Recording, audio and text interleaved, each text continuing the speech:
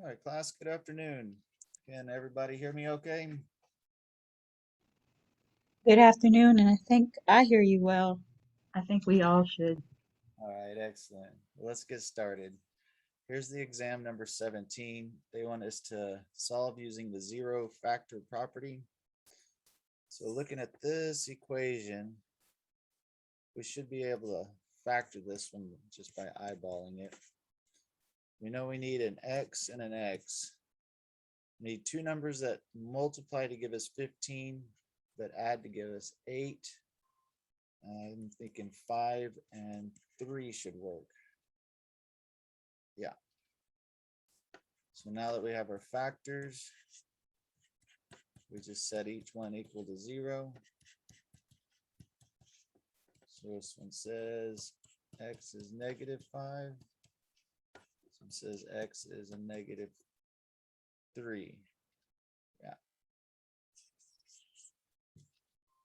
So there's that one. For number 2, first we need to put this thing in standard form. So let's move that 15 over. All right, now in order to factor that guy, let's do our trick here. Let's see, 6, I don't know what 6 times 15 is. Let's see, 50 would be 90, -90. So we need two numbers that multiply to give us -90. B here is a -1, so our numbers need to add to be a -1. I'm thinking 10 and 9. What if P is -10 and Q is 9? They multiply to give us -90 and add to be -1. So that tells us we can take this minus x here and rewrite it as a minus 10x plus a 9x. So out of here, we'll factor out a 2x. So that gives us a 3x minus 5. Out of here, we'll factor out a 3. And that gives us another 3x minus 5. So we have a 2x and a 3, both times 3x minus 5. So we'll set our two factors equal to 0. This one tells us that x is -3/2. It says that x is 5/3. So there's our exam. Any questions? Okay. Here's your quiz from page 149. Same instructions, use the zero factor property. It's 3:03, we'll take 15, so at 3:18, we'll reconvene. Let's get your breakout rooms going.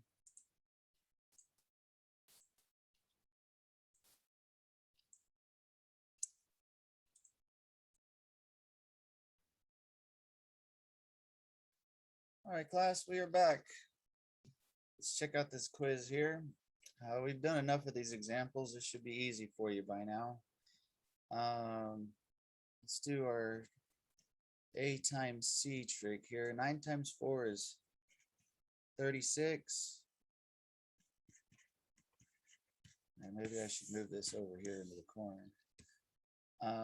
B is 12.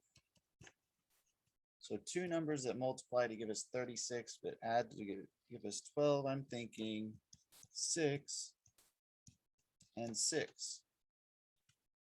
Yeah. So let's rewrite our 12t here as 6t plus 6t. All right, now we can factor out of here a 2t. So we get a 2t plus 3. Pull a 3 out of there. It gives us a 2t plus 3 again. So we have a 2t and a 3 times a 2t plus 3. So since these are both the same, 2t plus 3 has to be 0. So t is a negative 3/2. Boom. All right, for number 2, first we need to get this guy into its standard form, right? Get it all equal to 0. All right, let's do our trick. A times c here is a negative 24. Our b is a negative 23. So let's see, negative 24 and a 1 should do it. So we can rewrite this negative 23 as a negative 24x plus x. That allows us to factor out a 4x. It gives us an x minus 6. And this is 1 times x minus 6. So that gives us a 4x plus 1 times an x minus 6. So either 4x plus 1 is 0 or x minus 6 is 0. This one tells us x is a negative 1/4. This one says x is 6. So those are our two solutions. Any questions? All right, moving on then. We are in the book on page 146.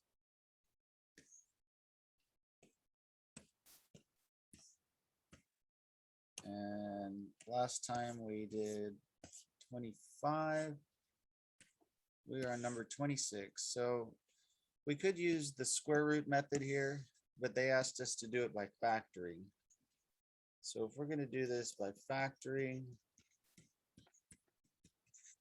let's get it standard form. Let's get rid of these fractions. Let's just multiply everything times a 4. So that gives us an x squared minus 4 equals 0. Now don't forget the difference of two squares trick, right? 4 is 2 squared. So we can rewrite this as an x minus 2 times an x plus 2. So just looking at that, x is either a positive or a negative 2. So that finishes up these 26 examples of solving by factoring. And now we're on page 147.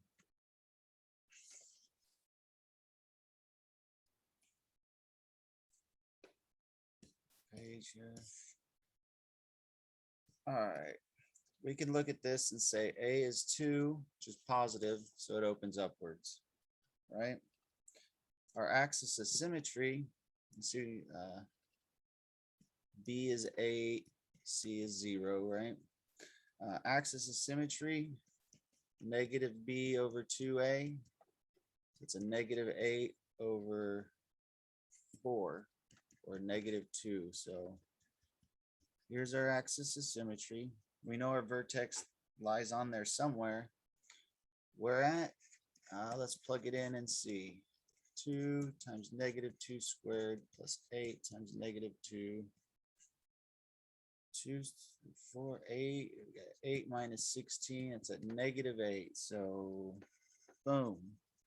There's our vertex at negative 2, negative 8. Y-intercept. Plug 0 in. You can see right there, if you put 0 in for x, you're going to get 0 back. Right here. And so we know this thing looks like this. All right. And due to symmetry, we know there's also a point right here. So this thing looks like this. Now this thing isn't pointed. All right. It's rounded. Just make sure when you draw these, you know it's rounded. It's not a point. Okay. Looks like this wing is kind of off. Boom. So the x-intercepts,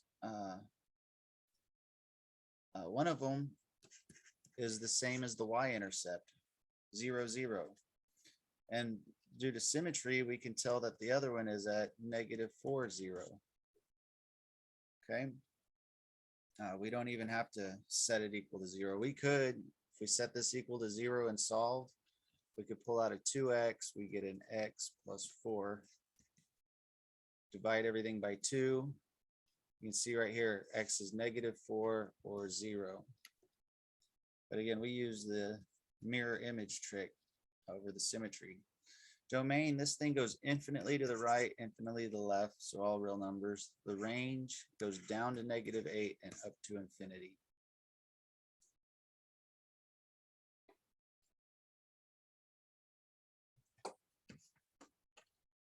All right.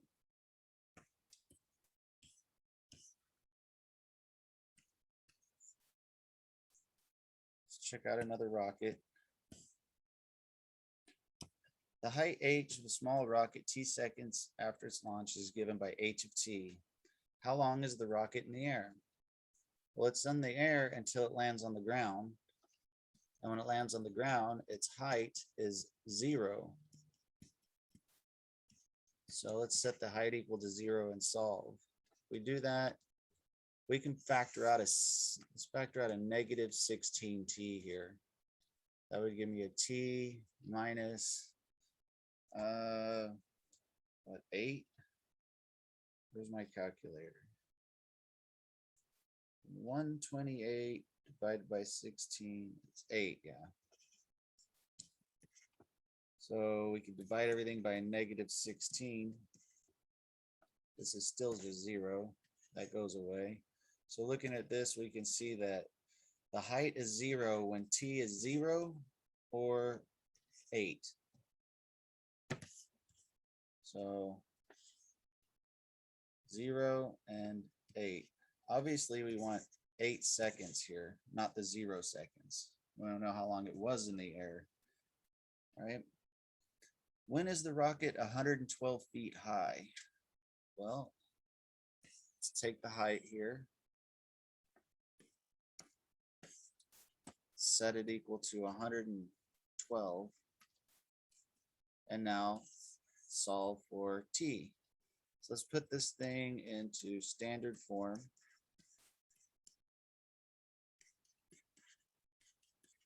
Let's factor out this -16 again. We get t squared, in this case, minus 8t plus 7. All right, divide by -16. This is still 0. That goes away. So we need to factor that, which is easy enough. We need a t and a t. What, a minus 8? No. Minus 7 and a -1. Yeah. So t is equal to 1 or 7. So that means here at 1 and here at 7, my lines aren't all that straight. We're at 112 feet. 1 second or 7 seconds. That's when it's 112 feet high.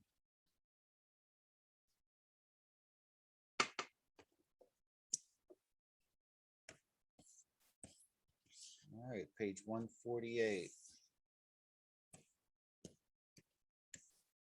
All right, using this equation, answer the following. So solve using the quadratic formula.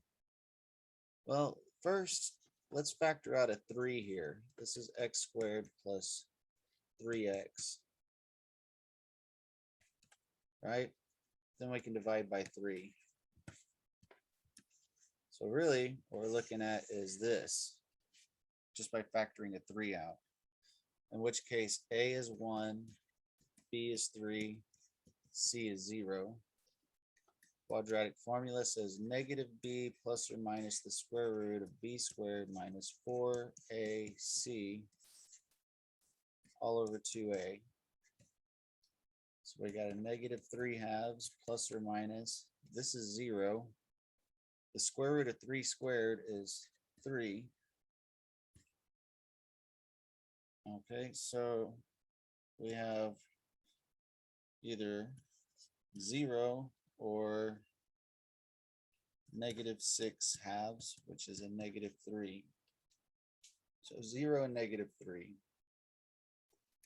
Or if we use the zero factor property, looking at this thing, we could factor an x out. This is a x plus 3. So either x is 0 or x plus 3 is 0. Says that x is -3. Same as we got a while ago.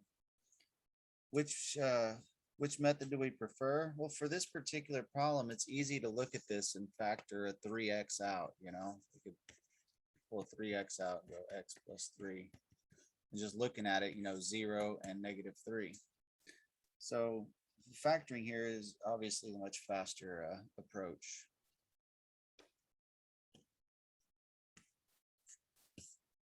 Spot the error and correct it. Okay. Well, it looks like they're factoring a 4 out, but they did it terribly. Right? If you're going to factor a 4 out, it would have to look like this.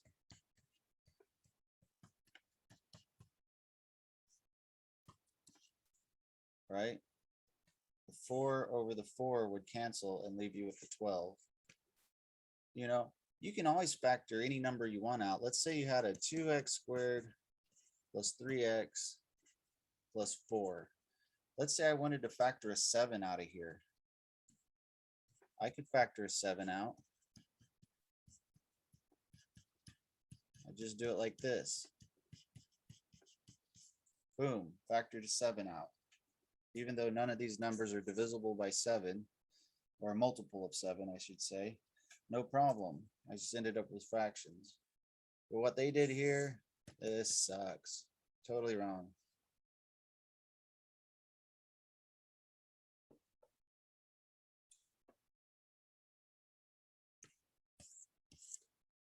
All right, homework. Homework. Homework. Homework. Concept review. All right, let's look at number 1. This is our review here. What happened here? Copy. Paste. All right, page 153. Solve this equation 3 different ways using each of our 3 methods. All right, so let's use the quadratic formula. Let's see. A's, we could factor out a 5. Let's factor 5 out. This is the same thing as this, right? We divide both sides by 5, we get this. So let's use that instead of those things. So we're going to use A to be 1, B is 0, and C is -9. So -b plus or minus the square root of b squared minus 4ac all over 2a. So 0. All right, we got a negative. Negative is a positive. 9 times 4 is 36 over 2. Positive -6 over 2. This is positive -3. So that's one way. Quantum field, no. Quadratic formula. It's not the quantum field, I promise. Okay, let's do the root method. So looking at this guy, we go, okay, x squared is 9. The square root of x squared is 3. Absolute value of x is 3. So x is positive -3. Or we can do it by the 0 point factoring. What the hell do they call that?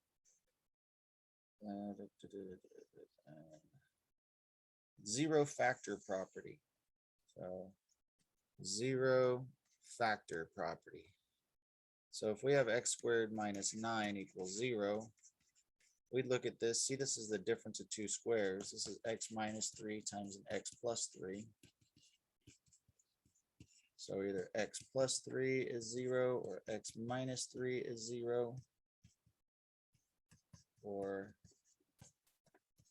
x is either positive or negative 3. So 3 different ways of solving the same problem. Now, which one do we prefer? Basically, the one we can look at and write down the answer. You know, probably wouldn't want to do this in your head. This is probably a lot easier to do in your head. All right, moving on. Oh, another rocket.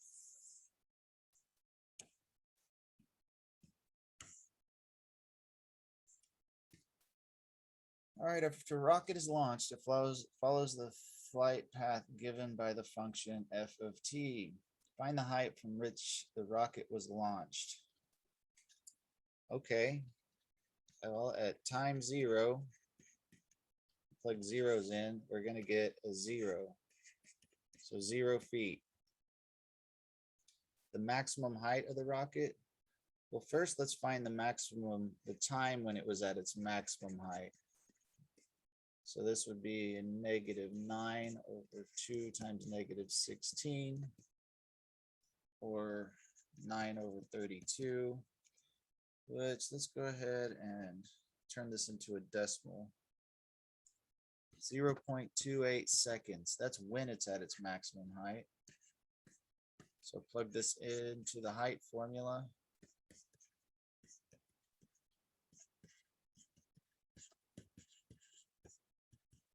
So 16 times 0.28 times a 0.28, 0.25, and then a 9 times a 0.28, it's negative 2.52, so minus 1.27 feet. All right, that's the maximum height. When does it hit the ground? It hits the ground when the height is 0. So factoring this bad boy, we'll pull out a negative t. That gives us a 16t minus 9. So either, and we can multiply through by a -1. So either t is 0 or 16t minus 9 is 0, which would mean that t is 9 over 16. And at a decimal, 9 divided by 16, that's 0.56 seconds. That's when it hits the ground. At time 0 is when it leaves the ground.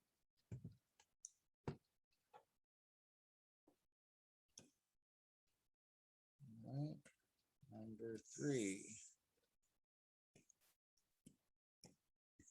So we have another rocket and another function, g of t. Find the y-intercept and describe what it represents. Well, if we plug a 0 in here, we're going to get a 9 back. So there's 9. That's where it starts. Find the vertex. Negative b over 2a is 0, because notice a is -16, b is 0, and c is 9. All right, so this is the vertex, right? 0, 9 is the y-intercept, and 0, 9 is also the vertex. All right, find the x-intercept, describe what it presents in this problem. So if we set this equal to 0 to solve, let's do, we'll subtract 9 and divide by 16. So square root, which is positive negative 0.75 seconds. Of course, we're only interested in the positive one. So what this looks like is this. Okay. Let's go back up and look at this previous problem here. Let's graph it. Here A is -16, B is 9, and C is 0. All right, this is a little different, right? This thing started off down here. Because if you plug in 0, you get 0, right? It starts off at a height of 0 feet. Its maximum height was 1.27, which had occurred at a 0.28 seconds. And it was in the air 0.56 seconds. So look at this versus this. They're really, really close. Notice this is just +9, but this is +9t. All right, so the B and C here, B is 9, C is 0. Down here, B is 0 and C is 9. They're flip-flopped, right? So they look similar, but they're two totally different problems. This one starts off the ground and lands back on the ground. This one starts at a height of 9 and then falls. This one never even goes upwards. All right, it only goes downwards. This one starts the ground, goes upwards, and goes back down. All right. So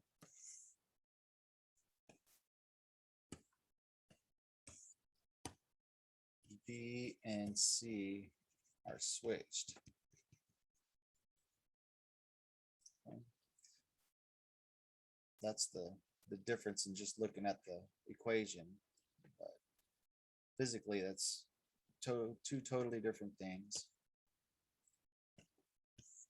All right, let's look at number 5. We have an f of x and a g of x. What's the difference between them? Well, one is -18, the other one's, -81, the other one's +81. If we're going to find the solutions, well, they're going to be different. If I set this one equal to 0, I'm going to get x is, add 81 to both sides, square root, I get a positive -9. However, g of x, when I subtract 81 from both sides and then square root, there's a minus in there. So that's going to give me an I. All right. So g of x has imaginary solutions. F of x has real solutions. Okay. Can we use all 3 quadratic methods to solve g of x? Sure. Let's use the quadratic formula. G of x, a is 1, b is 0, c is 81. So x is -b plus or minus the square root of b squared minus 4ac all over 2a. So the square root 80, well, let's look at it this way. 4 times 81. All right, the square root of 4 is 2. So that's going to cancel because the square root of 4 is 2. The square root of 81 is 9. Oh, I forgot my minus in there. That little minus is going to give us an I. And then square root of 81 is 9. We use the square root method. We just did that right here.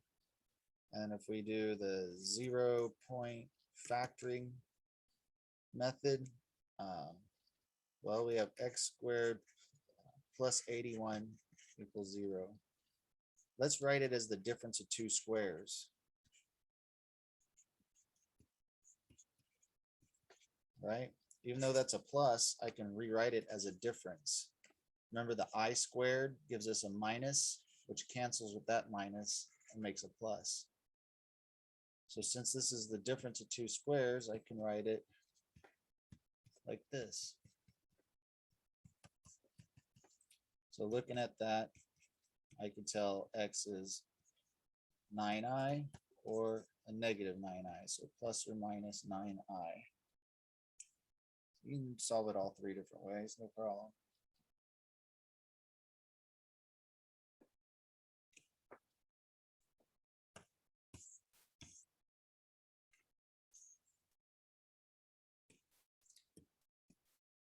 154. Solve. I don't like all these fractions. I'm going to multiply everything by 6. If I do that, 6 over 3 is 2 times an x squared. 6 over 6 goes away. I'm left with 35. And then 6 over 2 is 3. Now let's put it into standard form. And I like that a lot better. So a times c is a negative 70. B is a negative 3. So how about a 7 and a 10, right? A negative 10 and a positive 7. They multiply to give us negative 70 and add to give us a negative 3. So let's rewrite this guy. This minus 3x is a minus 10x plus 7x. And we'll factor a 2x out. We'll factor a 7 out. So we have a 2x plus a 7, both times an x minus 5. So either 2x plus 7 is 0 or x minus 5 is 0. So either x is negative 7/2 or x is 5. Boom. Concept review in action.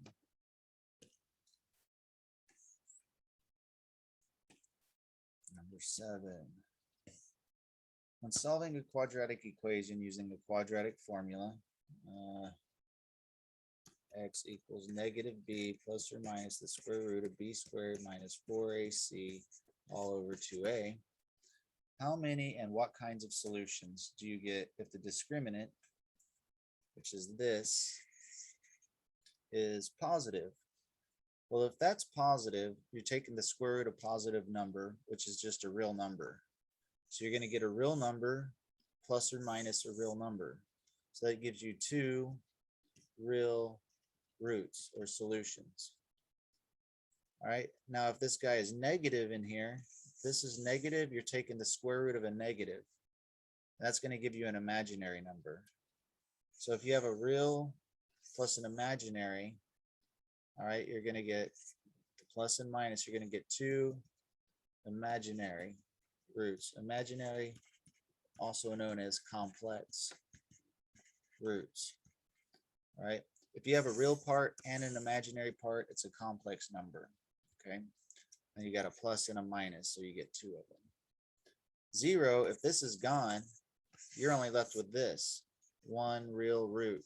That plus minus goes away.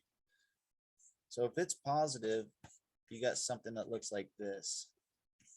If it's negative inside of there, you got something like that. It doesn't cross the x-axis. All right, the roots are imaginary. Now, if it's 0 in there, it comes down and just touches. That's why you only get 1 root, that one spot where it touched.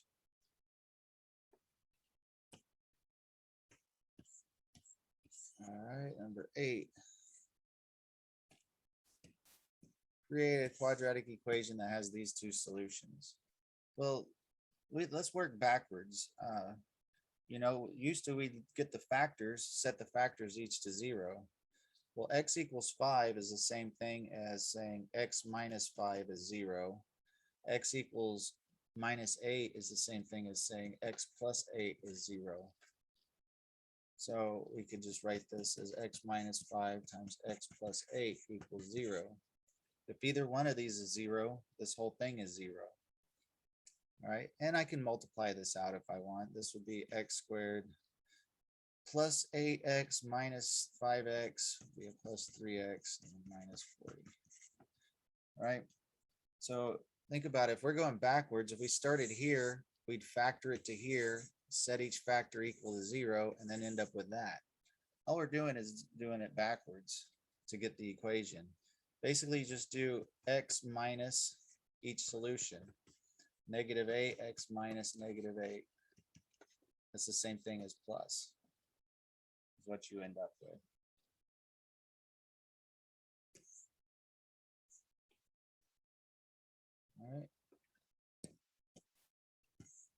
create a quadratic equation that has imaginary solutions.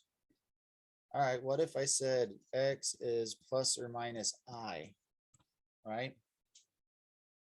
Then I square both sides. I get an x squared. The minus squared goes away, but I squared is a -1. Or if I added 1 to both sides.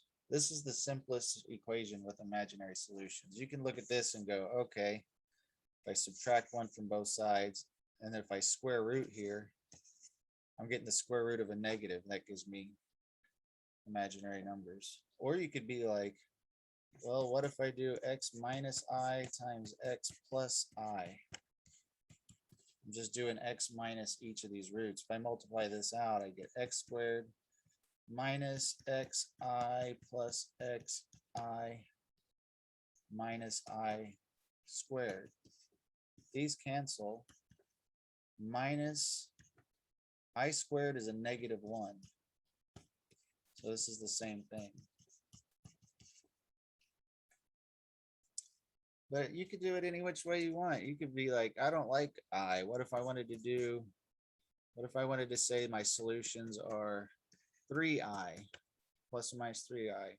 You could do this, x minus 3i times x plus 3i.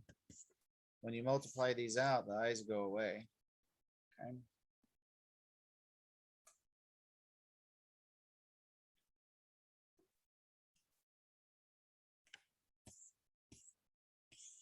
All right, let's see, page 155.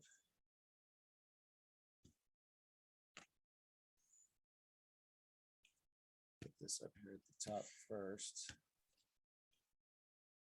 Now, let's get all this in here. Boom. All right. How many x-intercepts are shown? 1, 2. There's 2 of them. Where are they? They're at -2 and +2. And does the graph cross or bounce off? It crosses at both places. Notice there's 2 x-intercepts. So this is a quadratic. It has a degree of 2. It's going to have an x squared in it somewhere. This one here has three intercepts. They're at -3, -1, and 2. Does it cross? Yeah, it crosses at all 3.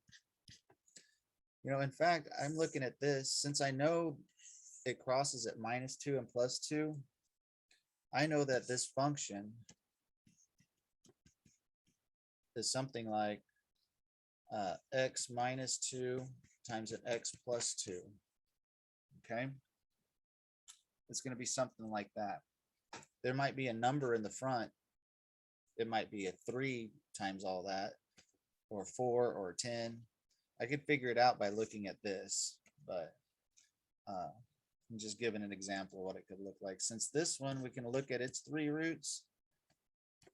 We know it's something, since -3 is a root, -1 is a root, and 2 is a root.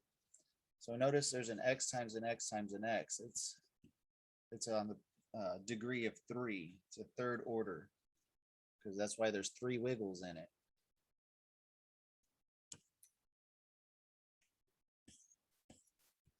All right, here's another pair of these. Let's see what we can do with them. Okay. How many x-intercepts are shown? 1 right here at -4. Okay. Does it cross or bounce? It bounces off. All right. Since this thing is clearly quadratic, all right, it's going to look like something like this: x plus 4 times an x plus 4. So you get the same root twice. All right. That's why it just touches there. If you set this equal to 0 and solve, you get -4, but you get it twice. This one over here on the right, there are no x-intercepts. So there's none to list. It doesn't cross or bounce off. All right. This one, if you set it equal to 0 and solve, it has imaginary roots, kind of like this one, right? If you set that equal to 0 and solve, you get plus or minus I. That's why it doesn't actually cross your x-axis. It has roots, but they're imaginary.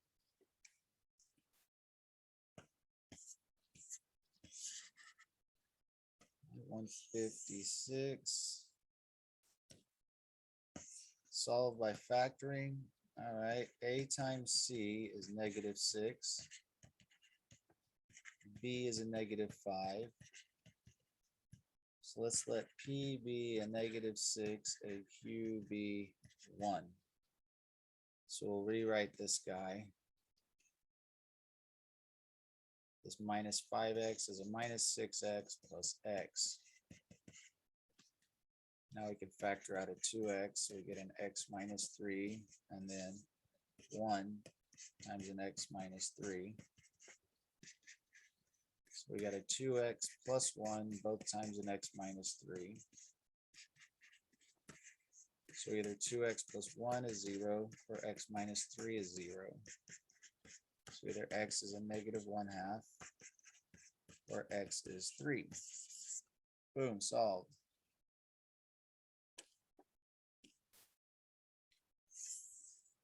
All right, here's one. They give us the solutions. They want us to come up with the quadratic equation.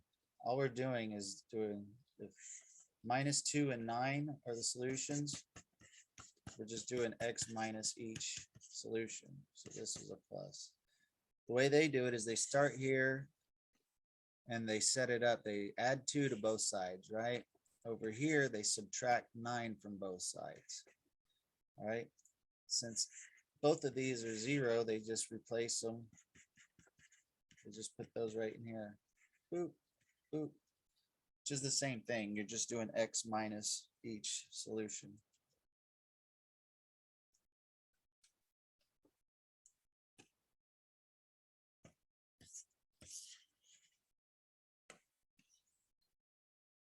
So to write a quadratic equation in factored form, -3 and 8. Minus minus is a plus. This one, x minus 0 and then x minus 5. Right? If I plug a 5 in right here, I get 0. We could rewrite this as just an x times an x minus 5.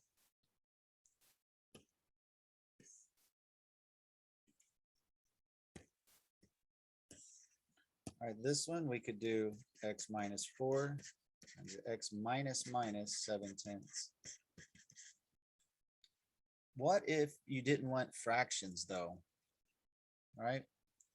If I multiplied both sides by 10, this is still 0.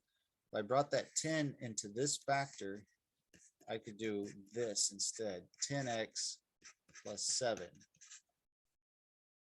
So if you don't want fractions in there, just because the answer was a fraction, it doesn't mean your original equation has to be one.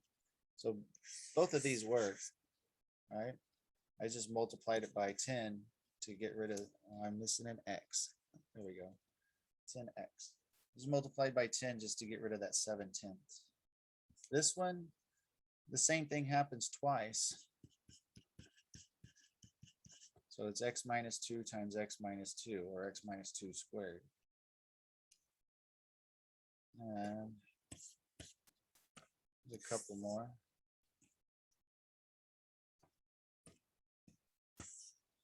So since these have fractions here, there's 2 ways we can approach it. We could subtract 2/3 from both sides, then multiply through by a 3. 3x minus 2 equals 0. Over here, we could multiply through by a 2.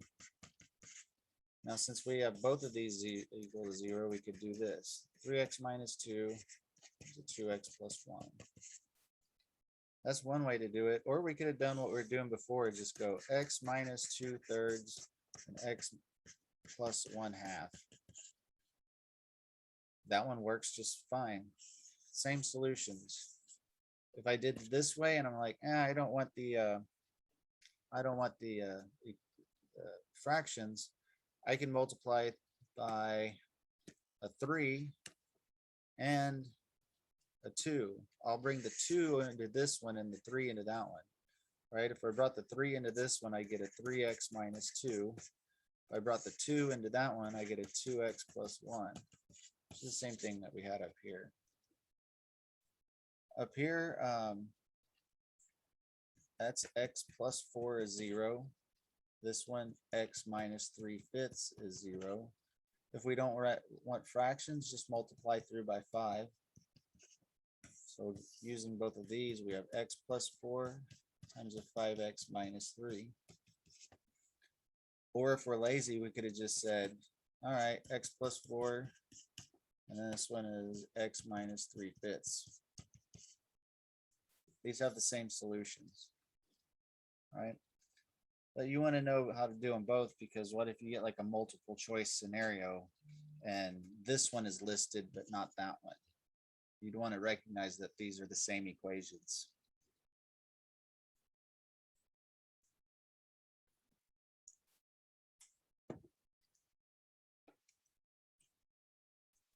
All right. So let's see, let me check and see where I left off so we can determine if we want to skip our break or not. See if we want to get out early. Or maybe we could take a short break instead of a full 15-minute one. Let's see where I left off in my last class.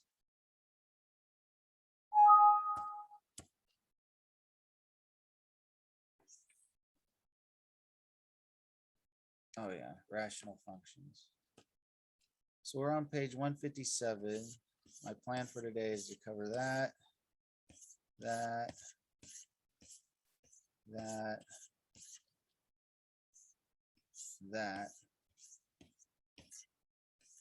and then stop there.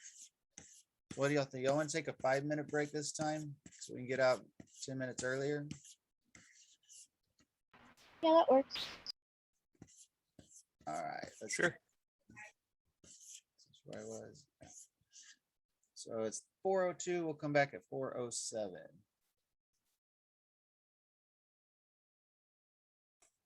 All right, class, we are back. Let's look at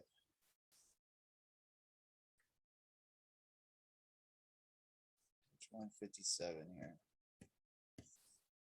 All right, for each graph below, how many real roots are there? This one has 3. All right, and this one over here has 4. So the minimum possible degree of the polynomial, if it has only the real roots shown, well, it's 3 and 4. Possible equations for the functions. Well, since this one here has a root at 0, a root at 1, and a root at 2, that's a possible function for it. This one over here, since it has a root at 1, 2, 3, and 4, that's a possible function for it. I mean, we could have like a 3 out here or 7 or something. We can't tell because we don't know what this number is. Is this a 7 or 14 or 1, right? So we don't know exactly what the function is, but we know it looks like that.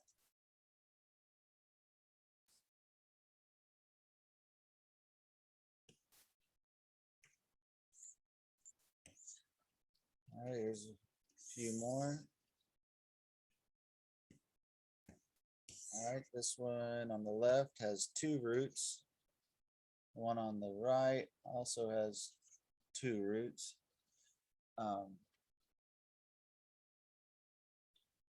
Let's see. This thing has to be a third degree though, because look, if I drew my line right there, it crosses 3 times, right? Right. If it's a degree of 2, it looks like this. If it's a degree of 3, it looks like that. Okay. Just because it touches right here, just because it only has 2 real roots, Because that one touches what this thing here looks like. Because it touches at -2, that means it shows up twice. And then over here it goes through 0. So it's a third order, okay? Or third degree polynomial. This one over here crosses 3 times if I draw a horizontal line. So even though it only has 2 real roots, it's a third order because that one just touches. It means it has to be considered twice. It's what, at about a half.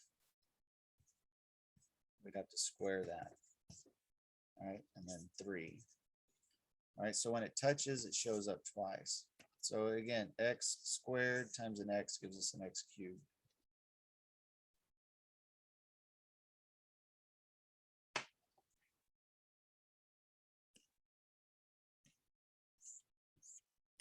All right, prepping for. All right, so remember, you cannot divide by 0. Y'all remember why? Consider the slope, change in y over the change in x.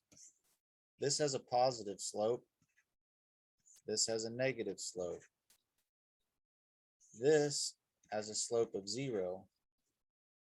But what about a line going straight up and straight down? Right? What's its slope?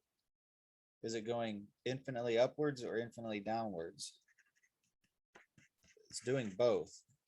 And that's what happens when you divide by 0. This is simultaneously positive and negative infinity, which does not make sense. You cannot divide by 0. It's undefined. You can take 0 and divide it by anything. 8 goes into 0 exactly 0 times. This one, because there's a 0 on the bottom, undefined. This one has a 0 on top. That's just fine.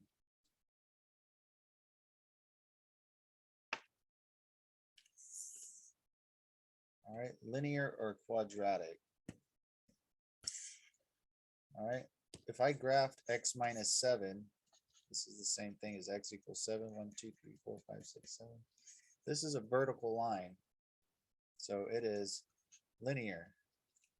All right, this one here, 1, 2, 3, is a vertical line right here. So it's linear. All right, there's no x squareds. None of these have an x squared or y squared, just an x. This one is the same thing as 9 equals, x equals 9 halves. So it's a vertical line, linear.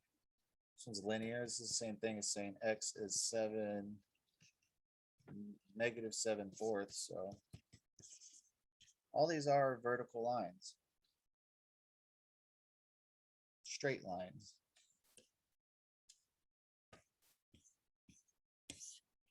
All right, what about these though?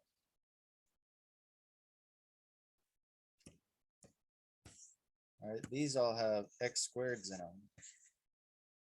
So these are all quadratic, quadratic, quadratic, right? Find the values of x that make it true. They're asking us to solve for x. When is this equal to that?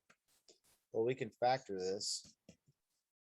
X plus 1, x plus 1. So this is true only when x is -1. This one over here, let's see, a times c is a -2, b is a -1. So what if we do p to be -2 and q to be 1? And we can rewrite this as 2x squared minus 2x plus x minus 1. We factor out a 2x, we get an x minus 1, and then a 1 times an x minus 1. Or 2x plus 1 times x minus 1. Or this one says that x is -1/2. This one says that x is 1. This one, it's quadratic. We got the x squared. A times c is -42. B is 11. So let's see. 42, what's 42 divided by 3? 42 divided by 3 is 14. So this is -3 times 14. So if we let P be 14 and Q be a -3, they multiply to give us -42, but add to be 11.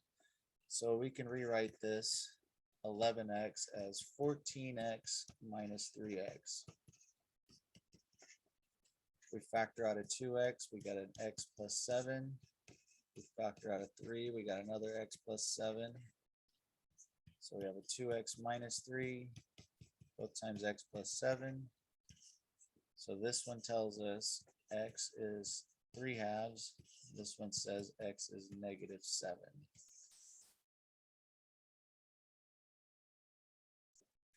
Or we could have used the quadratic formula.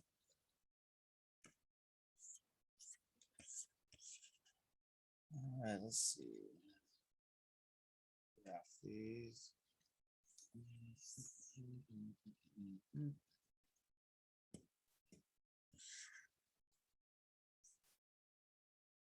All right, graph x equals 2. Boom. What is the slope? Positive, negative, infinity. It doesn't have a slope. It's going straight up and straight down. The x-intercept is at x equals 2. All right. What is the y-intercept? There are none. It never crosses the y-axis. Y equals -3. Every point on that line has a y value of -3. What's the slope? 0. It's not going up or down. It's just flat. The x-intercept? None. It never crosses the x-axis. The y-intercept? Y equals -3.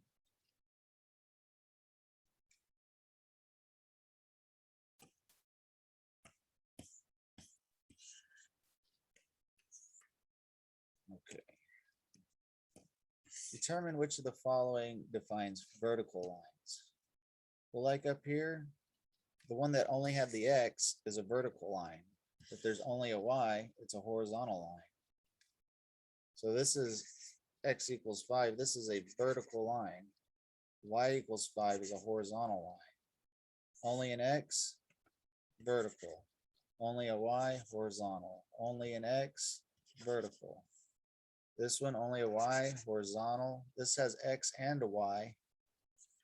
So it's going to be some kind of diagonal. The 7y equals 1 is only a y. This one has only an x. This one has only an x. So the vertical lines, this one, this one, this one, this one, and this one. The rest have y's in them.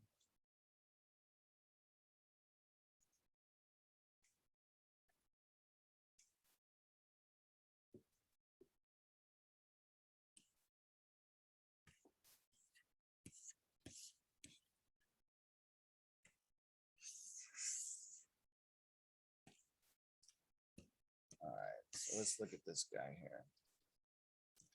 F of x equals 1 over x.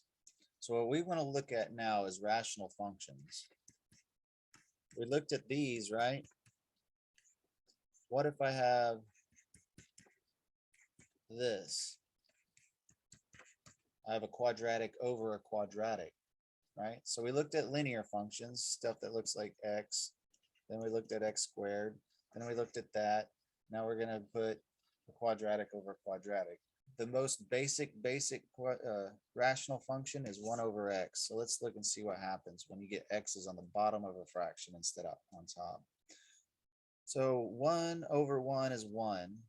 1 over 0.1 is 10. 1 divided by 0.01 is 100. And as we keep dividing by smaller numbers, we get bigger numbers. All right. So that's what it looks like. So at 1, 1, boom, All right, plug in a 1, you get a 1. As we plug numbers in that get closer to 0, our function gets huge. So as we go this way, this thing's going to go blowing up to infinity. Now what happens if we go to the right? If we plug in a 10, 1 over 10 is 0.1. We divide by 100, 0.01, 0.001, 0.0001, 0.00001, 0.00001. So as x gets bigger, our function gets smaller. So that means it goes down here. It gets closer and closer, but never touches. So what this is these are what are called asymptotes. These dotted lines. This one's a vertical one and the other is horizontal. All right, this function gets closer and closer to this dotted line, but it never touches it. All right, if we actually graph this bad boy, let's look and see what it looks like here. 1 divided by x. All right, let's take a snapshot. So let's just look at this quadrant. Okay, let's get rid of my ugly picture. Put the pretty one in. All right, so you can see at 1, 1, or right there.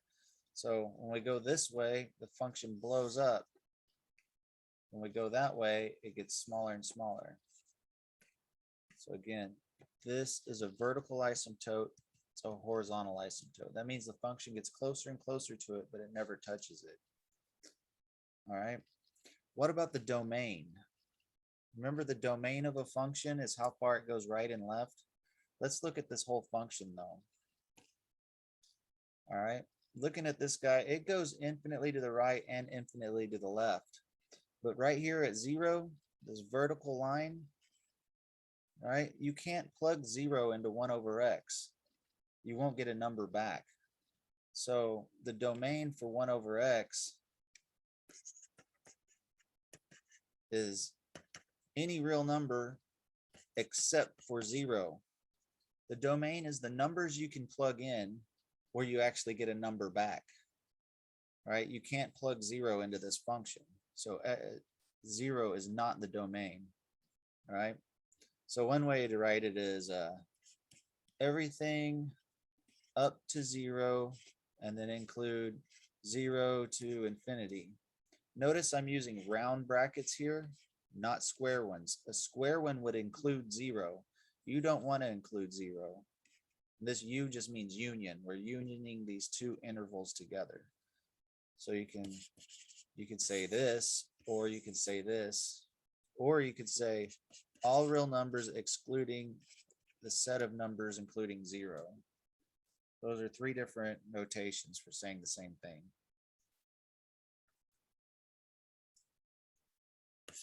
This one's the easiest.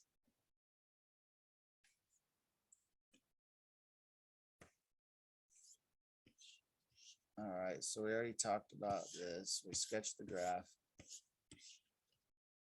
Let's take a glimpse at these.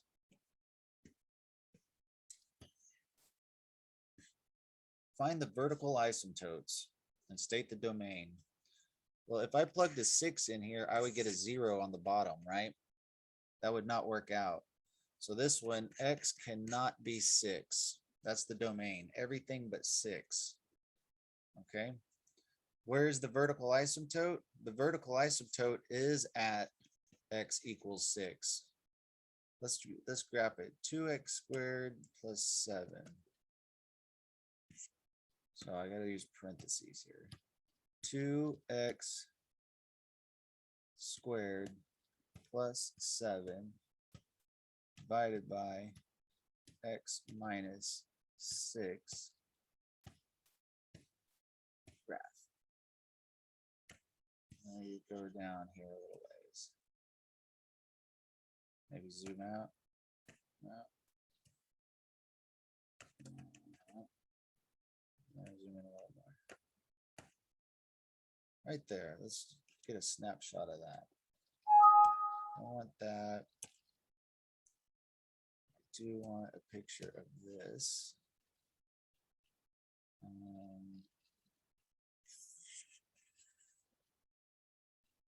Right there.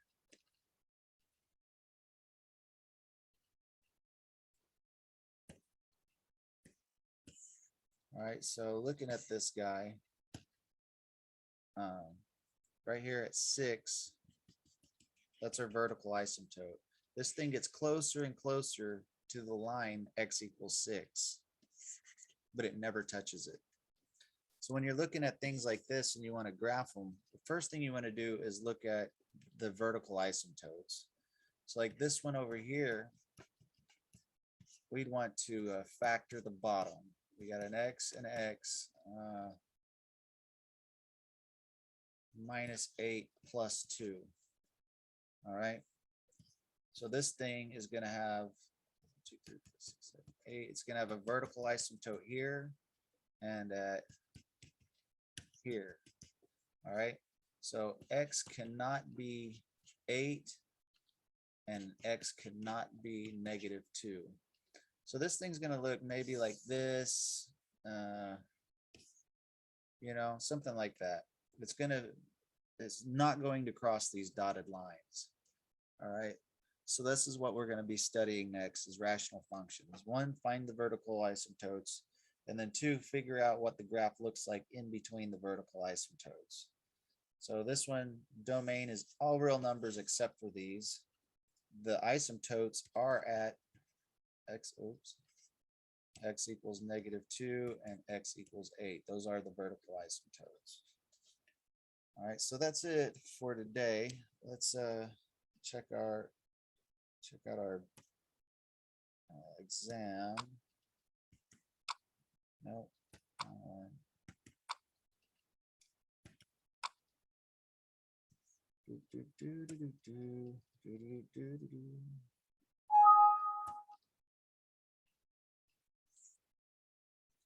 Here it is.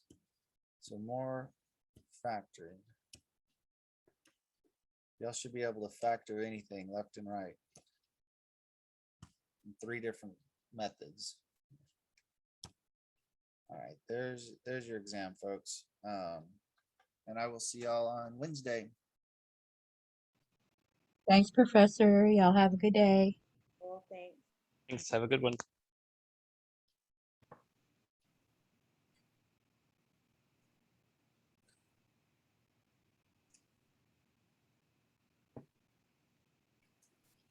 Oh, I did have a question, Professor.